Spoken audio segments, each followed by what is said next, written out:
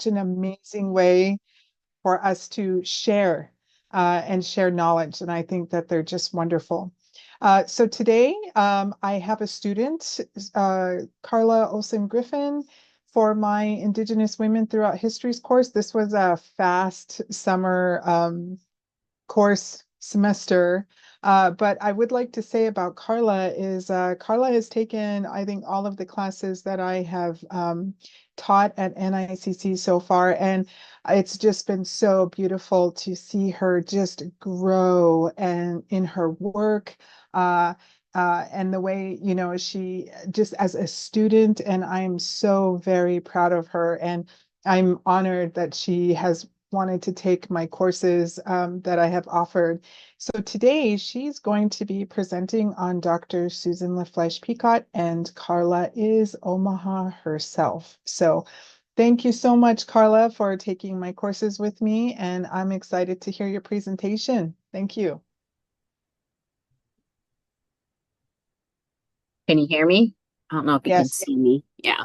I can see Okay. you. I'll get to my sharing. My laptop is I have a large screen too, so, okay. So go from the beginning, slideshow from the beginning. And I got to get back to there so I can see. Wait, let me go to share first, I guess. On here. Okay. Share.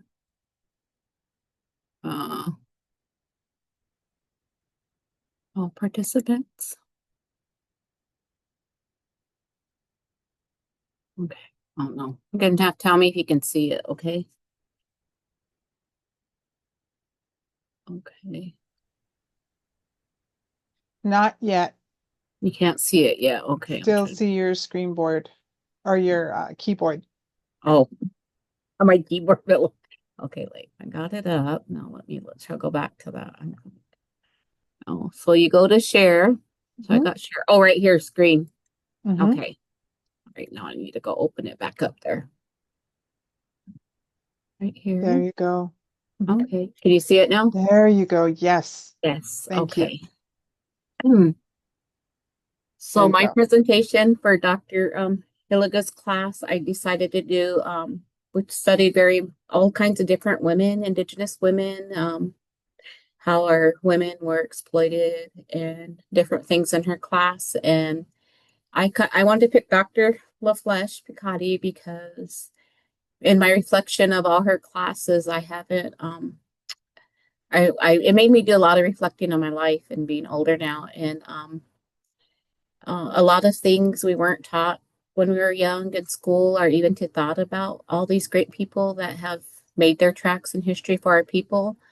So, and as an adult, I really didn't really think about Dr. LaFleche till probably 20 years ago when I started working at Carl T as a nurse. So maybe 30 years ago, but they start bringing her up and putting her pictures up. And so I thought she would be something that's from our tribe, and a lot of people can look at her as a great role model for our people and done a lot of things, not just for Native Americans and Omahas, but she took care of non-natives as well. She wasn't.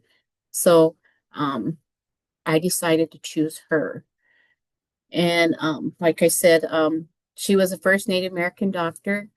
I've seen her based on many pictures and all over. I even seen her on Google one time. She was highlighted on there. So um, she was an advocate for improved health care for Native Americans and non-Native. She held no prejudices towards anybody. She also took her knowledge and education of becoming educated to advocate for our land's equal treatment of our people, better treatment, and she knew that alcohol was a devastation for our people. She wanted to improve living conditions on the reservation. She was really in tune to infection control and things like that ahead of her time, a lot more than the way people were thinking back then. So she is really knowledgeable about that. And she was fortunate to be able to go get a medical degree and come back to the reservation to care for her own tribe. She could have lived out east and she didn't. She decided to come back. That was her whole goal. She built a hospital, which is on our reservation, and she was very well educated and she lived and she was a tribal member. Um, She knew that we were receiving poor medical care as Native Americans, and but really in tuned her, enlightened her to go to school was she saw an Omaha woman die, and they sent for a doctor, and that doctor never showed up. And she knew that she wanted to change the quality of life of her Omaha people.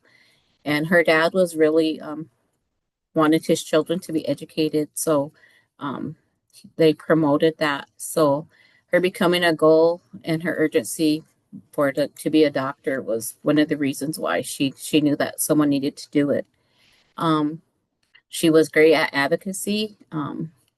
She learned how to advocate for her people, use her knowledge. She was valedictorian of her class. She advocated for improvement for treatment from the federal government of our people. She wrote letters to many state and federal leaders voicing concerns over the treatment of her people. She treated all people equal. She even had a clinic in Bancroft, Nebraska, where she's seen white settlers as well as her Omaha people. And she her husband helped her get a hospital in Walt Hill through his own philanthropy um, way of finding money. So her life, she was born on the Omaha Indian Reservation on June 17th, 1865. Her father was Iron Eye, aka Joseph LaFleche, and her mother was one woman, aka Mary Gale. She was fluent in her Omaha language as well as English. She attended Presbyterian school where she learned her English, and she attended New Jersey's Hampton Institute at the age of 14.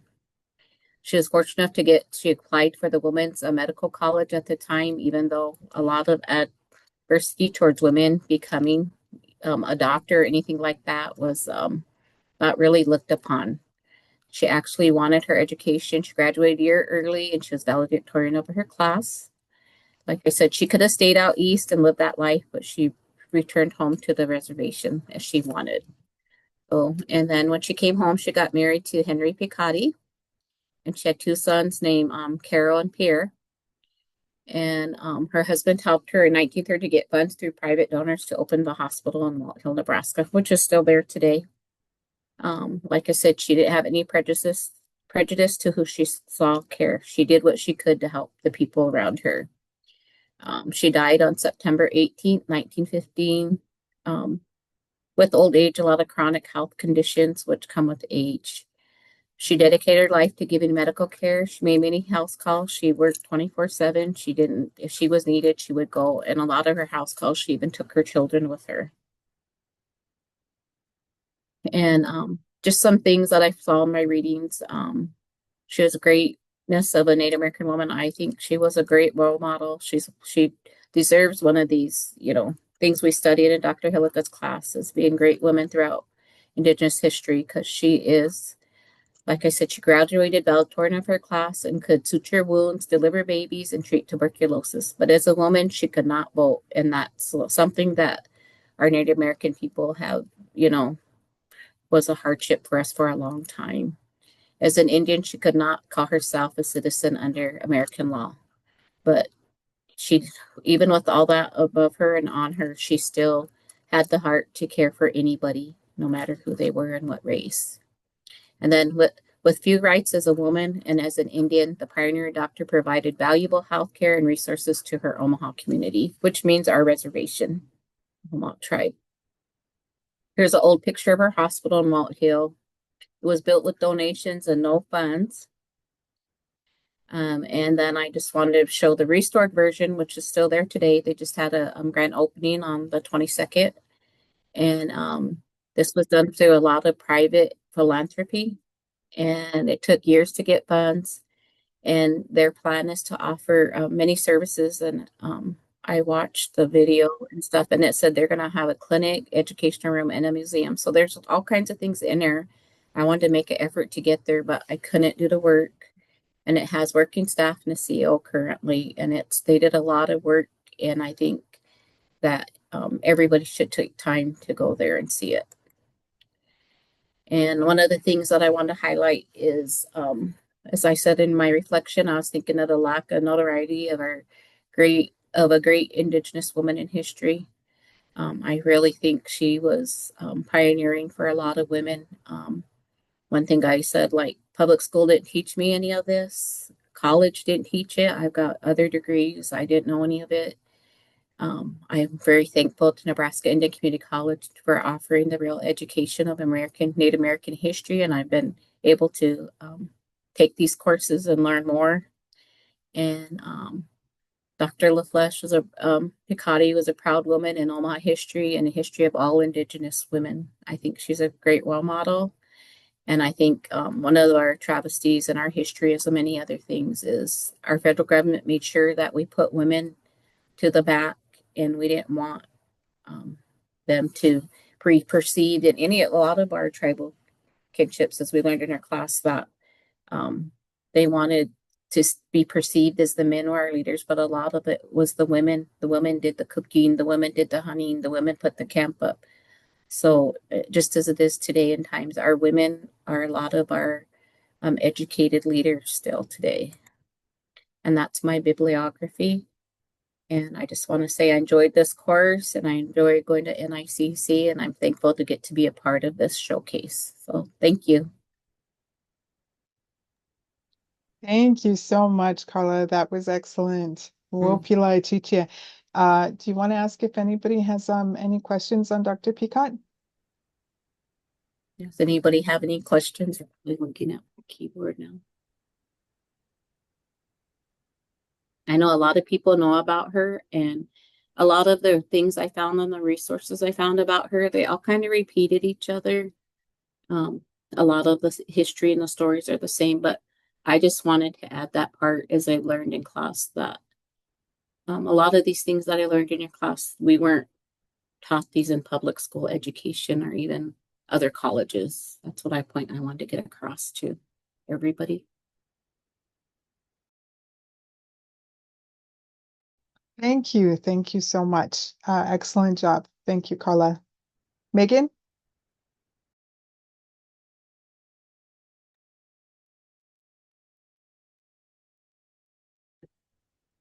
All right. Thank you very much, Carla. Um, and you guys, please feel free to ask any questions in the chat or to get some follow-up information. Carla, you may need to stop sharing your screen here. I might be able to take that over to you. Let's see.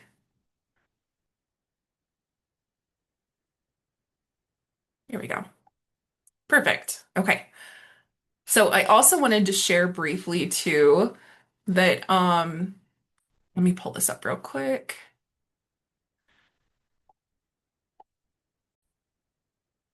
Okay.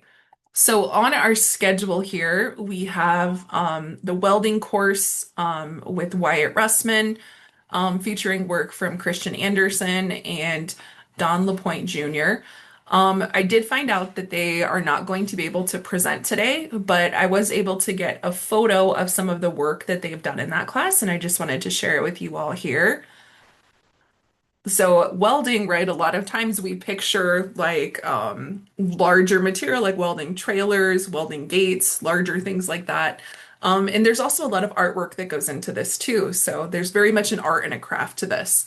So I wanted to share this this shared by Wyatt and his students. I know he's very excited for the work being done there. And then our last set of presentations is from instructor Levon Snake for Native American traditional foods. And let's see, I believe Levon is in here. So Levon, I will let you share a little bit more. And then we'll see if we have some students that want to connect there too. So please feel free.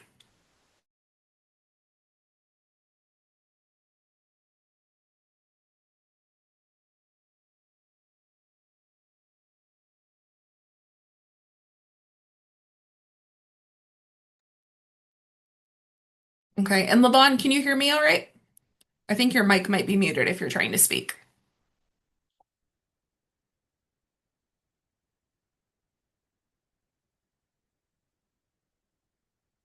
Okay, let's see. Maybe we're having some connection issues here. Um, Megan, let's can see. you hear us? Oh, we can hear you. Yep. All righty then. So whenever we're ready, Yep, you guys go ahead. And then if you're able to share your video, go ahead. And if that doesn't quite work, feel free to just explain a little bit more who's on the call, introduce y'all. Because yeah, I hear a voice that I think might be a little different than the name here. Oh, I thought I put the camera on, but maybe not. It's your conscience. You thought you could run and hide from me, and I found you.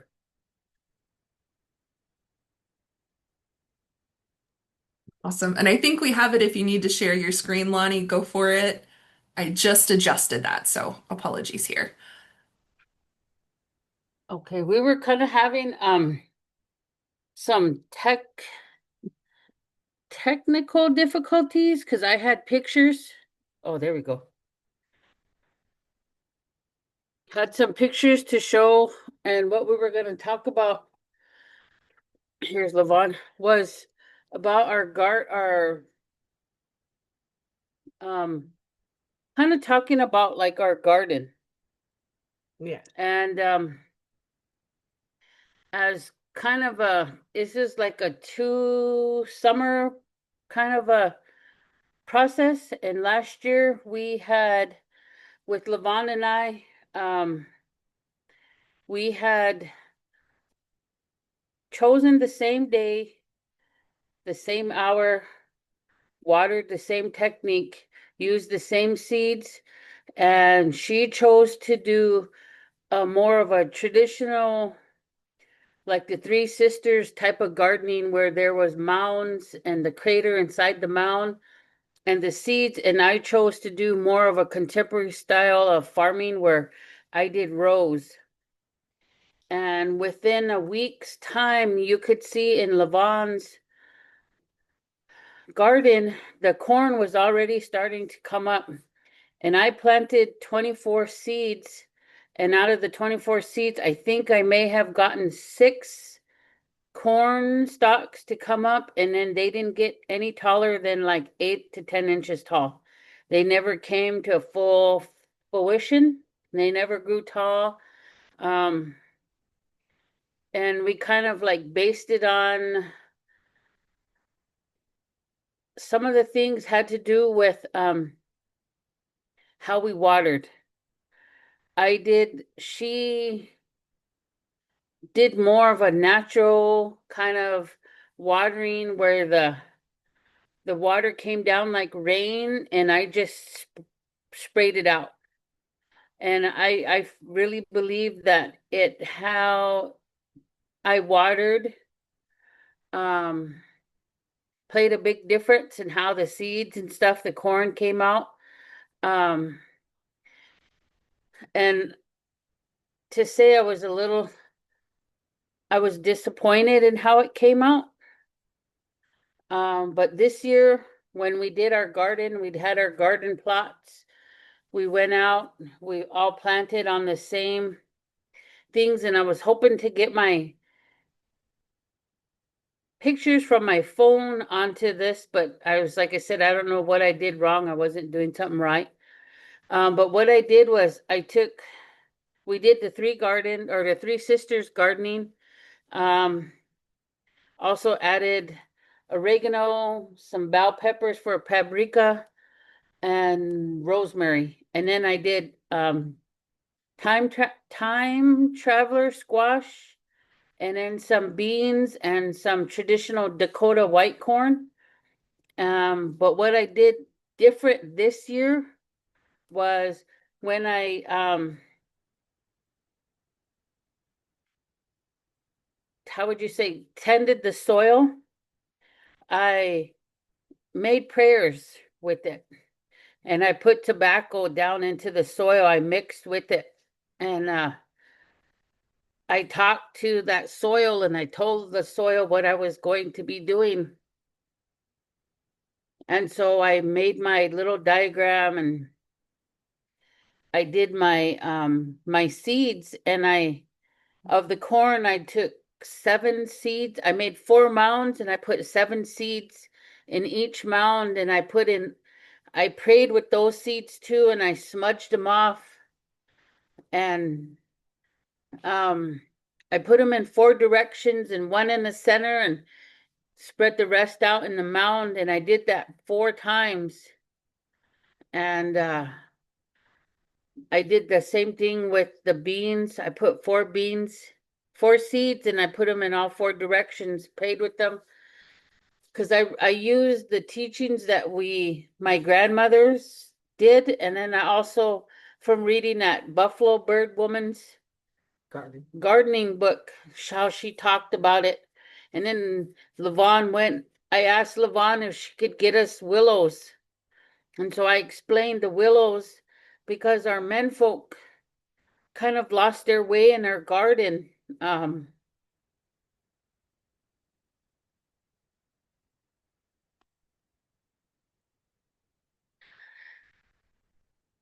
The willows represent that man energy. And so I put the willows in the 4 directions and put one in the middle for my beans to grow upon. And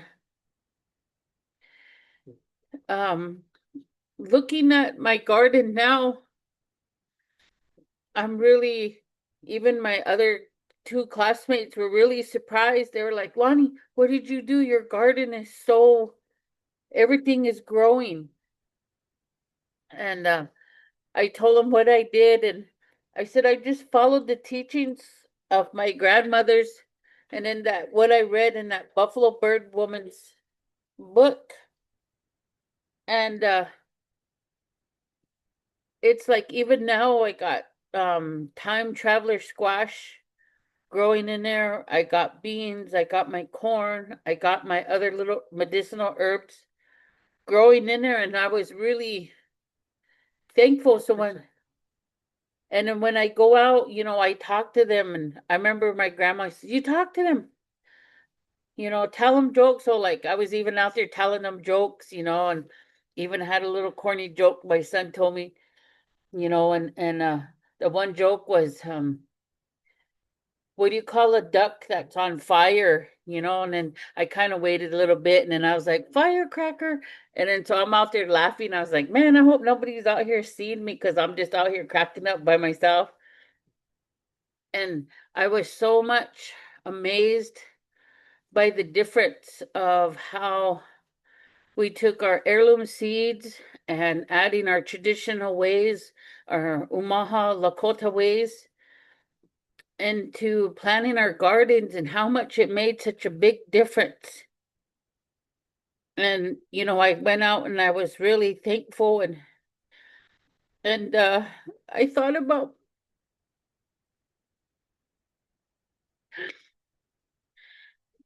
my friend and my person that I looked to as a mentor, where he would always talk about with the environment not to be um egocentric, to be ecocentric. And so when I was planting my seeds, I thought about that. And what I like to think Hank Miller kind of helped our gardens out a little bit because I was like, Hank, you gotta help me because I'm not too good at this. I even messed up plastic flowers. And to go and see my garden now, it's I'm really appreciative. Oop, I don't know what I did, but um just to see that. And I figure um at that time, couple million Indians can't be wrong with their gardening and how we practiced it. And my biggest fear is what's coming to in the future for our people, not just indigenous people, but with what they're doing with the seeds and putting microplastics and contaminating the soil with fracking and herbicides and pesticides and all that other stuff, and even the water, contaminating the water, and it's like that, they need these people in power need to think about what they're doing, because if they kill all of us little people up, who's actually going to get out there and grow their food and pick their food and do all the stuff for them? and I feel bad for our indigenous people, but I know we're going to be, we've been here how many thousands of years, and these people forget. They think they can bury us and everything else, but they forget we're the seeds. So they can keep putting us in the soil, and we're just gonna keep growing. I like to think of myself as a milkweed, that helps the butterfly and all this other kind of stuff. But I do feel bad about not having pictures. Once I get this figured out, and then if you have questions or you want to see it, and then I want to, give thanks to Levon for all her teachings and what she's showing us. And one of my um classmates, his name's Val. I know I don't ever, in my mind, Grimaldo. I'm always calling him Voldemort, but I know that's not his, correct? That's his name, Zelda. And so, but to see him have a fire that got lit underneath him, and he's like, I can't believe this. I want to do this. And you can see in his face, being an older gentleman, how Levon was able to inspire him and opened those blood memories from his people, his indigenous people from down in Mexico, and all that. He is so like, he's just can't wait to get back out there. And he's just like, oh, I just want to learn everything. And so, with Levon's teaching us about the indigenous perspective and how to do like the corn and all the other stuff, it was really helpful. And but like I said, my thing of all the class, is to see this gentleman have that fire get lit up in behind him, because at first he's like, I really don't know. And now he gets to the point where he's so compassionate about it that he comes to tears, and he's so excited about it. And so I'm just really grateful. And I don't know if you guys have any questions, and I'm trying to be all snotty. Sorry. But I really feel compassionate about what we're doing here with especially indigenous, like I look to Levon and Hank and Anthony and seeing Shally and all the different ones talking about the soil and the NASA project and doing it and environmental science stuff, how we have to get away from that. How would you say that chain, that pyramid that man is on top and everything else is on bottom, and to get into that circle, because if we have no plants, there's no animals, and no animals, there's no humans. And so we have to remember to have that symbiotic relationship, because what we give out is in carbon monoxide is what the plants take in, and what, we work together, and we forget that. We forget that in everyday walk of life. And so there again, it's just, I'm really appreciative of Levon and what she does, and how she cooks good Tim Hortons coffee. And so if you have any questions, that's kind of my spiel. That's what I got going on. And but even with Levon too, she's like my son. He sees how I get inspired by growing things. And so that's how he feels about it, and being able to share like the knowledge of the medicinal plants and the edible plants that we have, that modern society, big farm think of as weeds, and it's actually not. And so we just have to come to that, I understand it. a higher understanding of what's going on in today's world and society. And you can't, even the dollar bill, you got to have the plants, because you got to make them fibers to make that dollar bill. So, um, I'll leave it at that. And if you have questions, I'll definitely answer. And you have anything to say, Lavon? Oh, I just wanted to, just my little contribute to this conversation is that in setting up this course here, we tried to indigenize the curriculum some. And so the final that we did for this semester is was each student was to bring in a food based upon traditional native food. And then the three stipulations was what makes it native food, maybe a little nutritional and historical background, and also why they prepared the food and stuff. And that's what it is because I wanted them to, and it came to that understanding of for us to realize it's not just the food or the consuming of it, but part of that indigenous Native American food is the sharing of it with our loved ones and others too. So, and that's where those good memories and all that comes from, is in that. So that's why I wanted to incorporate that into our classes finals. And we had a really good meal on Tuesday when we did our finals. So Yeah, I brought in for mine, I brought in wild rice from Leech Lake, um, Ojibways, and then I brought ground buffalo, and I put those together, and I had some mushrooms, and to me that's like that wild rice, the Anishinaabe people look at that as a healing medicine. And so when my husband was alive, um, that's what I used for him when he was sick, because he was a double lung transplant patient. And what brought him comfort was to have wild rice. And so I made wild rice for him. And so, but it also has that nutritional value, even though it's labeled as a rice, it's actually a grass.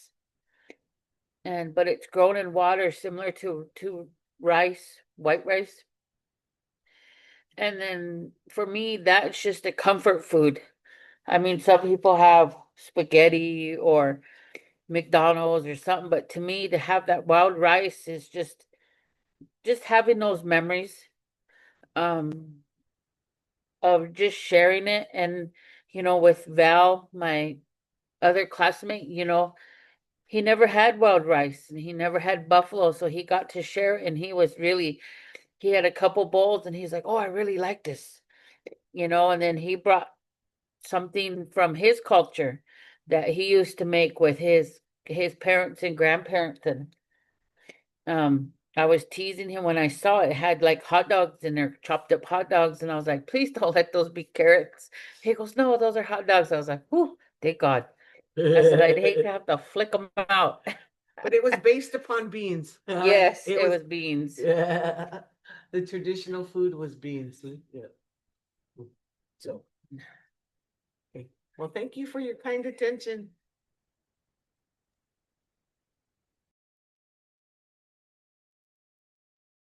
Thank you, Lonnie and Levon. Um, I and I appreciate the good words shared too from about our communities and connections and a lot of different mentors, and of course on a personal note about my dad too. I know he really would have appreciated hearing, and I'm sure he'd have a lot of different questions and things to say, and probably y'all would probably be going back and forth about different things too. So so I do appreciate that.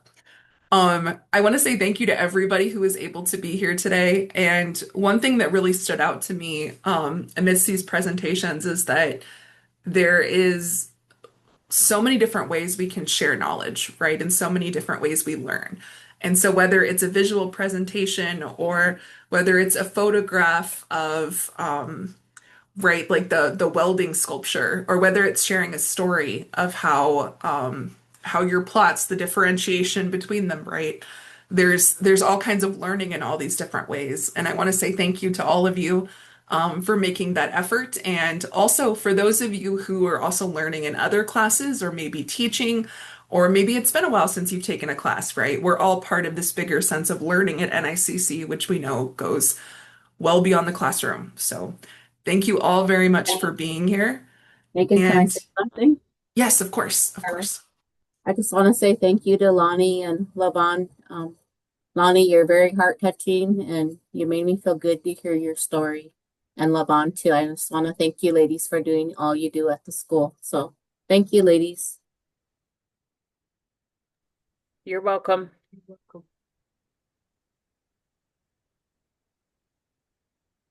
Awesome. Well, thank you all very much. And I know if anybody has follow-up questions, feel free to shoot a message to the presenters, or also myself, and we'll get you connected. And if you are around Macy campus, I'm sure firsthand Lonnie and Levon can show you exactly what's been going on in the classroom. So thank you all very much. I will stick on for a few more minutes if anyone does have questions. And also, we did record this session. I put it in the chat here. But if there are portions that you want to make sure that you are not in, although we normally feature the students, right? Please let me know so we can share that information in a good way and collect our student showcase, which we put on YouTube. So that way we can reference back to this material and continue to learn and use it as an archive as well. So thank you all very much. Pidamiaye, Wiblaha, and have a great weekend coming up here.